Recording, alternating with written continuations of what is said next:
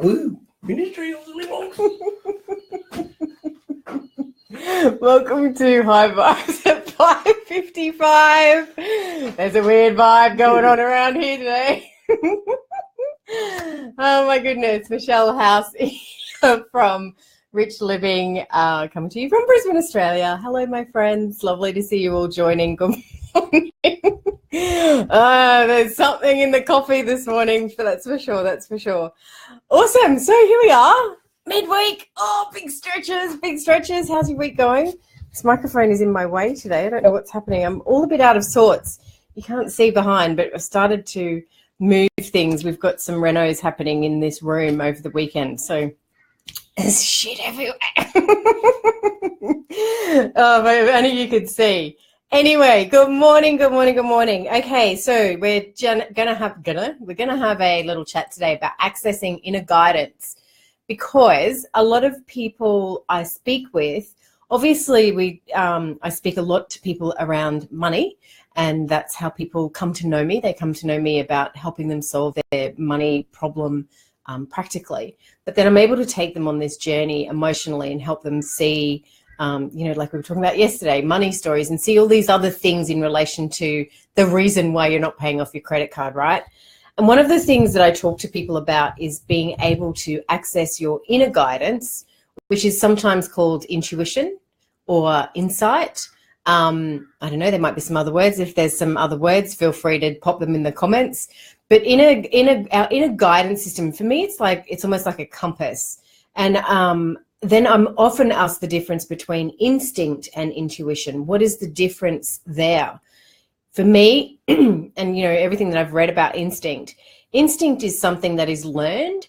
Now, it's not learned because we've been through the experience. It's built into our DNA based on our evolution, right? So we know that if a car is hurtling towards us at great speeds, our instinct is to get away. We may not have been hit by a car before, but our instinct kicks in and we get out of the way really quickly. So the difference between instinct, like for me, is actually a feeling in my body, if you like. Like instinct for me really feels like it's in my gut, and the term gut instinct feels like that's where it's coming from. That's where I know it from. That's where I feel it from, is in my gut. Intuition, however, is something outside of me. Now, without getting way woo-woo about that, it's like dreaming. I don't control my dreams. My dreams just happen, right? So for me, there's a little bit of inner guidance, a little bit of intuition, a little bit of insight happening for me when I'm dreaming. Sometimes when I'm writing, especially when I'm writing morning pages, which I'll tell you about in a minute, and I'm just writing and letting the flow happen. It's actually not me writing the words and thinking about what's got to be written or thinking about where I've got to put my capital letter or my full stop. It's actually intuitively coming out. So when we can tap in and access that inner guidance and follow the flow, we're all going on the stream, right? We're all on the stream, but going with the flow of that stream is where our human beingness gets in the way. And so taking that time to stop and to pause and access your inner guidance for what the next step is where you're going to feel more confident. You will have more clarity. You will have more certainty in your life and a knowingness about your life, right? So for me at the moment, life's all of a sudden going along, and then all of a sudden it gets really busy. And I know that you guys listening, you're experiencing that same thing where, the kids are back at school, sports back on. Oh my God, holidays are coming up and we've got to do this and we've got to do that and we've got to pack up a house, we've got to move, we've got a business to run, blah, blah, blah, blah. So it's very easy to get stuck in the doing. Okay, I've got to do this, I've got to write a list for that, I've got to do this, and I'm going to do that, and I've got to cross that off. But when we get stuck in the doing, we blocking that access to our inner guidance. Now, when we tune into our inner guidance, it may be saying, go do the list, but it also may be saying, don't do the list today. What I need you to do is actually go and look for a new lounge suite for the house. And your brain's going, we don't need a new lounge suite for the house. Why do we need a new lounge suite for the house? We don't have enough money for a new, what are we going to do? Whatever, right? but you stop doing your list and you take your focus off your doing and you bring it back to your being and being guided in a guidance, and you go, all right then, show me where I need to be going to see this new lounge suite. And you might come across the lounge suite that's 50% off. So when we tap into that inner guidance and be guided by that, rather than be guided by this doing in our head, that's where the ease and grace is. That's where the flow is. That's where what we are seeking in our lives. We're seeking ease and grace, ease and grace. So keep coming back to your intuition and your inner guidance, because that's where it is. It's not in the lists. It's not in the, I have to do this, I have to do this, I have to do this. Your inner guidance may tell you go write a list, right? But it's not that first, is what I'm trying to say. So when you're feeling that push of there's lots to do, I'm so busy, I can feel myself getting tired, I feel run down, that's when you've really got to take that pause and really step into the space of silence for 5 minutes, far out for 2 minutes. If 2 minutes is all you can do because you just got so goddamn busy, step into it for just 2 minutes and find some peace. And there's a couple of ways you can do that. I'm going to share them with you now. For me, my dreams are really significant. And I was going to actually look this one up while I had you guys. So guess what I dreamt about last night? So I dreamt I was at a function that I had been really keen to get to and really excited about getting to. And I got there and I got my glass of champagne. It was a champagne party, something. I know there were all these different champagnes. Got there, got my glass of champagne, and then I just constantly got interrupted and distracted about people around me. So I got interrupted. The kids were there at this party, and then Jonathan was there at this party, and then something else was happening at this party, and I didn't get to be at the party. So I thought, well, I'm got you. This is a bit scary, isn't it? This is being vulnerable. I would look up my app, Dream Moods. Oh, hang on. There we go. So Dream Moods, and just in that bar at the top, I'm going to type in champagne because that was the most significant thing. The rest of the story, I can kind of intuitively piece it together. So champagne. Oh, it's a bit rude.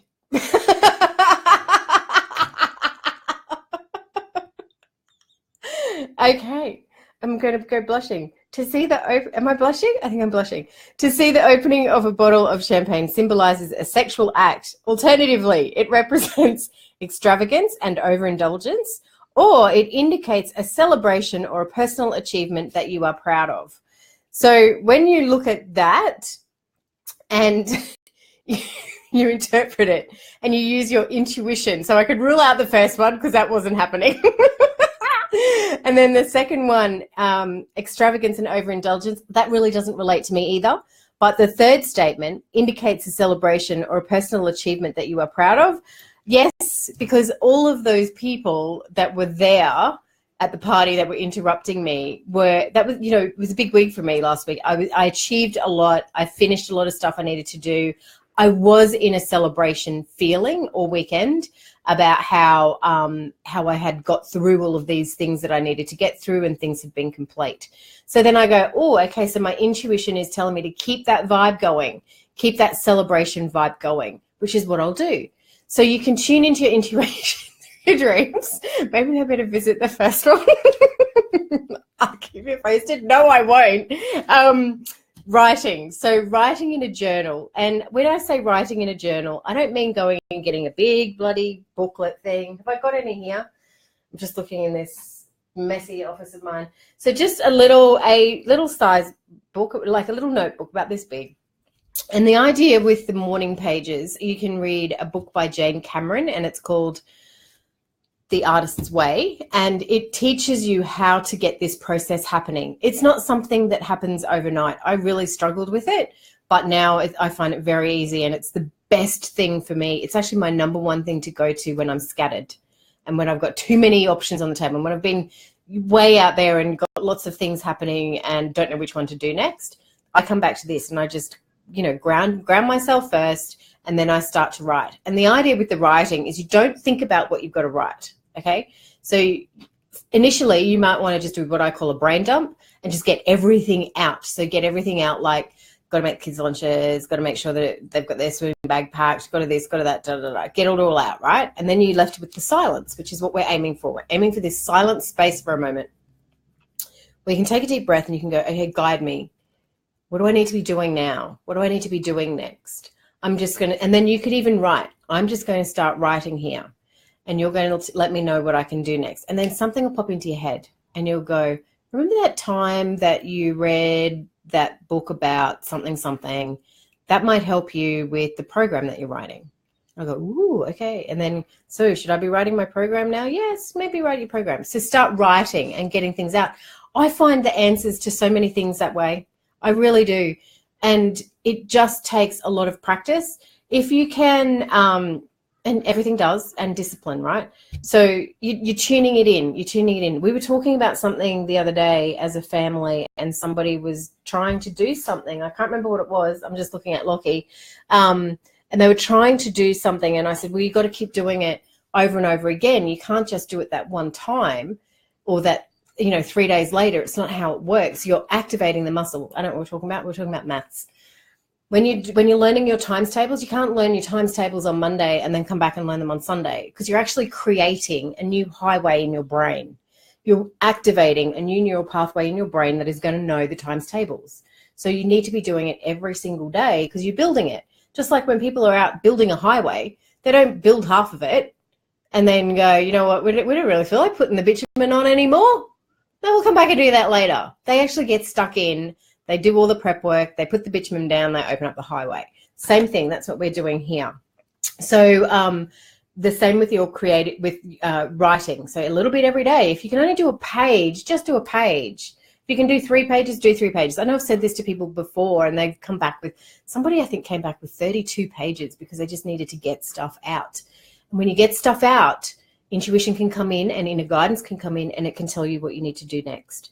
Obviously, grounding and meditating is another beautiful way that you can just start listening to something outside of you rather than here.